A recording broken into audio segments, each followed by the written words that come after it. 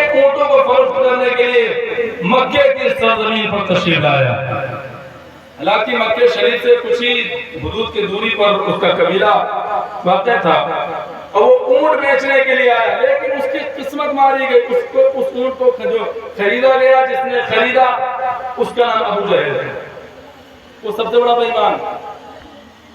آج ہر مومن ہر کلمہ گو اسے بے ایمان کہتا ہے. حالانکہ حضور کا چچا تھا وہ, لیکن ساری زندگی بس وہ یہ کام میں رہا کہ یہ معجزہ دکھاؤ تب ایمان لائیں گے, یہ معجزہ دکھاؤ تب ایمان لائیں گے, یہ کرو تب ایمان لائیں گے. نہیں کہا جاتا کہ اس کے اندر جو تعصب کی پٹیاں رب نے باندھ دی تھی, اس پٹیوں کے علاوہ اس نے کچھ دیکھی نہیں, کچھ بھی نہیں دیکھا. قبیلے سے آیا بندہ گزر کے مکہ شریف کی بازار میں, اس نے کیا کیا, اپنے اونٹ کو فروخت کیا. اونٹ فروخت جس سے کروایا اور جس نے خریدا وہ ابو جہل. اب روپے جتنے ہوئے اس کے, اس نے بیچارے نے کھڑے ہو کر کہا کہ ایسا کیجیے, آپ نے میرا اونٹ کو خرید لیا, مجھے میرے روپے دے دیں. بولے ٹھیک ہے, کل آ جانا. جو تھوڑا سردار جن کے اندر نوابی ہوتی ہے نا, جن کے اندر تھوڑا دبدبا, تو وہ لوگ پھر تاریخ پہ تاریخ بڑھاتے ہیں. بولے کل آ جانا. بندہ کیا کرتا, غریب تھا, کیا کر سکتا تھا, خاموش بیٹھ گیا مکے کی گلی میں وہیں. حالانکہ وہ سوچنے لگے چلو کل ہو جائے گا تب جائیں گے, کیوں ہم اپنے یہاں سے چھوڑ کے کوئی قبیلے تک جائیں. رک گیا بندہ. اب کیا ہوا, دوسرا دن آیا, دوسرے دن پھر گیا, بولے کہ کل آنا.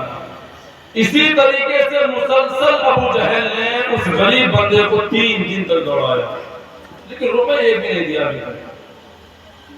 اب اس نے دیکھا کہ مکہ شریف کے چوراہے پر کچھ لوگ بیٹھے ہوئے ہیں. اب اس میں کون لوگ ہیں, ابو سفیان جیسے کافر وہاں موجود ہیں, یہاں تک کہ حضرت رسول پاک صلی اللہ علیہ وسلم کے پروارک لوگ بیٹھے ہوئے ہیں, جنہوں نے حضور کا کلمہ نہیں پڑھا, جنہوں نے اسلام کو قبول نہیں کیا. وہاں پر بڑے بڑے نامور بادشاہ, بڑے وقت کے خلیفہ موجود ہیں وہاں پر. بندہ سوچنے لگا کہ چلو شاید ہم ان سے مدد کی گہار لگائیں. حضرات محترم, یہ بندہ جو غریب بنو عراش قبیلے سے تشریف لایا ہوا, یہ ان کے پاس جا کر کھڑا ہو گیا. کہنے لگا, اے لوگوں, میں بنو عراش سے آیا ہوں, میرا کوئی آج کے قبیلے سے کوئی تعلق نہیں ہے. بنو عراش سے آیا, میں نے اپنا اونٹ فروخت کیا ہے, اونٹ کو میں نے بیچا ہے. بولے اچھا کہ کس نے تمہارا اونٹ لیا, کون نے تمہارے پیسے دیا؟ بولے کہ اس کا نام ابو جہل ہے. سارے لوگ مل کر بولے پھر تمہارے پیسے نہیں ملنے والے. اپنے قبیلے والوں سوچو تو ذرا, دبدبا دیتے ہیں, دبش ڈال دیں کہ آپ لوٹ جائیں یہاں سے, آپ کے پیسے نہیں ملنے والے. اب حضرات محترم, یہ بندہ وہاں کھڑا رہا خاموشی کے ساتھ, پھر ایک نے اشارہ کیا, مذاق بنایا. کیا کہ جب ہم اتنے بڑے لوگ یہاں موجود ہیں, جب ہم نے فیصلہ نہیں کر پایا تو یہ کیا فیصلہ کریں. بولے کہ دیکھیے وہ حرم شریف کے دیواروں کے سائے میں جو بیٹھے ہوئے ہیں, وہ تمہارا پیسہ دلا دیں گے.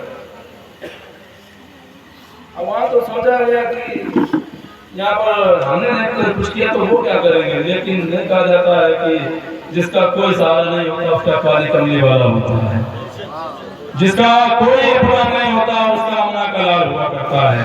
حضرات محترم, یہ بندہ وہاں پر حالانکہ پہنچ تو گیا, لیکن پیچھے جا کر بڑے چپ چاپ خاموش طریقے سے بیٹھ گیا. حضور کی بندہ نوازی دیکھیں. حالانکہ ہم لوگ اگر کسی کے بعد اپنی بات لے کر جائیں گے نا, تو پہلے کہیں گے کیا کام ہے, کیوں آئے ہو, کس لیے آئے ہو, تمہارا کیا مسئلہ ہے, اس مسئلے کو حل کرے گا. لیکن اور دیگر جو اندر ہمارے مسائل ہیں, ان مسئلوں کو چھوڑ دے گا.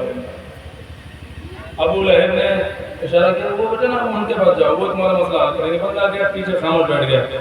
میرے آقا نبی کریم صلی اللہ علیہ وسلم خانہ کعبہ کے پاس میں بالکل خاموش بیٹھے ہیں, اپنی کالی کنی جو اپنے تن پر ڈالے ہوئے ہیں, اور ان کے پیچھے جسٹ پیچھے بندہ بیٹھ گیا.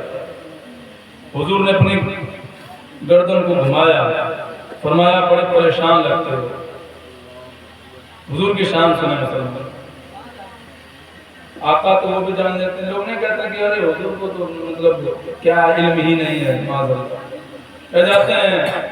لیکن حضور کی شان دیکھیں, دل اس کا پریشان تھا، بڑا ٹینشن میں بن جاتا، تو حضور نے سب سے پہلا کلمات کیا نکالا؟ بڑے پریشان لگتے ہوئے، اور اس نے اپنا بالکل خاموشی سے سر ہلا دیا، بولے بھوکے بھی لگتے ہو، پیاسے بھی لگتے ہو، چہرہ اترا ہوا ہے، چلو میرے ساتھ پہلے۔ میرے آقا نبی کریم صلی اللہ علیہ وسلم اسے اپنے گھر لائے، حجرے پر لائے، اس کی مہمان نوازی فرمائی حضور نے۔ مسلمانوں یاد رکھیں، ہمیں کچھ لمحات پہلے مولانا عادل نے بتایا تھا کہ جس نے حضور کی ایک سنت پر عمل کیا اس نے 100 شہیدوں کا ثواب اللہ رب العزت اسے عطا کرتا ہے۔ اب آپ یہ بھی بات یاد رکھیں کہ کسی بندہ آپ کی بستی میں آئے گا، وہ کوئی پردیسی ہے، نہ آپ کا اس سے کوئی رشتہ ہے، نہ آپ کا اس سے کوئی ناتا ہے، نہ آپ سے جانتے ہیں نہ پہچانتے ہیں، لیکن اگر وہ مسلم ہے، مومن ہے، تو آپ اس سے پوچھیں اور اسے زبردستی اپنے ہاتھ سے اس کے ہاتھ کو پکڑ کے اپنے گھر لائیں، اسے کھلائیں پلائیں، کیونکہ مسلمانوں یہ آپ کا اتنا سا عمل کل قیامت کے روز بہت بڑا عمل ہوگا۔ حضور نے لے کر کے حجرے پر لگا جا کر آپ پھر بکری کا دودھ دیا، شہد دیا، کھجوریں کھلائی، اور بندہ جیسے کھاتا پھر بولنے کی کوشش کرتا، حضور بولتے نہیں پہلے کھا لو، پہلے بھر پیٹ کھاؤ، پھر اپنی شکایت، اپنے جو مسئلے ہیں، اپنے معاملے ہیں پھر مجھے بتاؤ۔ ذات محترم بڑے بڑے نامور سردار بیٹھے تھے، ابو جہل کے پورے ساتھی، پورا گروہ، ابو لہب، رتبہ، اور وہاں پر ابو سفیان جیسے کتاور سردار بیٹھے ہوئے تھے، لیکن سارے سرداروں نے ساتھ چھوڑا، بولے ابو جہل نے اگر اٹھ لیا ہے تو پھر روپے نہیں ملنے والے، لیکن میرے آقا کی شان سنیں، ٹوٹی چٹائی پر ساری زندگی بسر کرنے والے میرے آقا، ساری زندگی کھجوروں کے چھالوں کی تکیہ بنا کر اپنے سر کے پاس رکھنے والے میرے آقا کی شان سنیں۔ پہلے اس غریب کو بھرپیٹ کھانا کھلایا، کھانا کھلانے کے بعد نے پوچھا اب بتا تیری ضرورت کیا ہے، تیرا مسئلہ کیا ہے، کس وجہ سے پریشان ہے؟ بندہ بولا کہ میں بلوراش سے آیا ہوں، میرا مسئلہ یہ ہے کہ میں نے آج تقریباً 4 روز ہو گئے ہیں، اسی مکے کی بازار میں میں نے اپنا اونٹ فروخت کیا تھا، بولے کس نے خریدا؟ بولے ابو جہل نام کا ایک آدمی ہے، اس نے خریدا ہے، میں پیسے نہیں دے رہا ہے، 4 دن سے تاریخ پہ تاریخ دیتا جا رہا ہے، آج آنا کل آنا، آج آنا کل آنا، یہی رٹ لگائے ہوئے ہیں، لیکن آج تک پیسہ نہیں ملے ہیں، میں غریب ہوں، میرے پاس کوئی زیادہ اونٹ نہیں ہے، نہ تو میرے پاس کوئی لیبر ہے، صرف ایک اونٹ تھا، میں نے اس اونٹ کو اس مکے کی سرزمین پر بیچا ہے، کیا یہاں پر کوئی انصاف والا نہیں ہے؟ میرے 4 روز سے پیسے مارا ہوا ہے بندہ، میرے پیسے نہیں لوٹاتا ہے، اگر ہم میرے پاس پیسے لوٹوا سکتے ہیں تو چلیں، حضور فرماتے ہیں کہ چل دیکھیں ابو جہل تیرے پیسے کیسے نہیں لوٹاتا ہے۔ حضرات محترم بڑے سردار خاموش، صرف ایک اشارہ جو حضور کی طرف ہوا تھا وہ مذاکر طور پہ ہوا تھا، سوچنے لگے یہ کیا کریں گے، ابو جہل تو پورا مکہ ڈرتا ہے، لیکن نہیں کہا جاتا ہے کہ اللہ کے حبیب صلی اللہ علیہ وسلم کی ذمہ داری خود رب تعالی نے خود رسوانی پروردگار کرتا ہے اپنے حبیب کی۔ واقعہ سنیں کیسے بتایا اپنے حبیب کو، فرمایا پڑھ کے نکل جاؤ، جیسے کنکڑیاں ہمارے سارے اندھے ہوئے، حضور انہیں کے سامنے سے بدل کے پتہ بھی نہیں چلا، بندہ لے کر کے گیا حضور کو، ابو جہل کے گھر پر کھڑا ہوا، دیکھیں یاد رکھیں کہ مومن ہیں، مسلمان ہیں، تو آپ جا کر کے کیا کریں گے؟ سلام کریں گے، دستک دیں گے، پھر اجازت لیں گے، پھر اس سے بات کریں گے، لیکن کافر کے لیے نہیں، کافر حضور کیا فرماتے ہیں؟ جیسے کھڑے ہوئے تو ابو جہل باہر نکل، مجھے تجھ سے بات کرنا ہے کچھ۔ ابو جہل ڈر گیا، کیونکہ حالانکہ حضور پر ایمان نہیں لایا لیکن حضور سے ڈرتا تھا وہ، کیونکہ پورا مکہ جانتا تھا یہ آپ صادق ہیں، آمین ہیں آپ۔ بندہ نکلا گھبرا کر کے، ابو جہل بولے میں نے سنا کہ تو اس غریب کے پیسے نہیں دے رہا، 4 روز ہو گئے، تو نے 4 روز سے جھٹکا کر رکھا، یہ بندہ اپنے قبیلے تک نہیں پہنچ سکا، غریب ہے یہ، پیسے دیتا ہے نہیں دیتا ہے؟ پورے جی لاتا ہوں، فوراً گیا اندر، جو تاریخ دیا جا رہا تھا کل، لیکن جیسے ہی حضور نے کہا پیسے دے رہا ہے یا نہیں دے رہا ہے، فوراً اندر گیا، سارے پیسے گن کر کے اس غریب کے ہاتھ پر رکھ دیے، فرمایا حضور نے کہ جاؤ اور جا کر کے اپنے قبیلے کی پرورش بہتر کرو، جا کر کے کوئی حاجت ہو اگر مکے کے کسی سردار کے پاس مت جانا، اگر تمہیں کوئی بھی حاجت روا ہو ہمارے پاس آنا، ہم تمہاری حاجت پوری کر دیں گے۔ یہ حضور کی شان ہے۔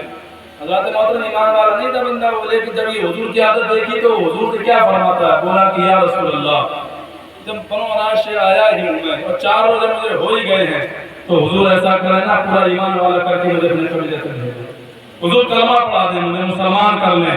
حضور کی یہی عادتیں، حضور کا یہی کردار، حضور کی یہی درد آج ساری دنیا میں چل رہی ہے۔ یاد رکھیں میرے آقا نبی کریم صلی اللہ علیہ وسلم کا یہ جو لایا ہوا مذہب ہے یہ اتنا سرل اور آسان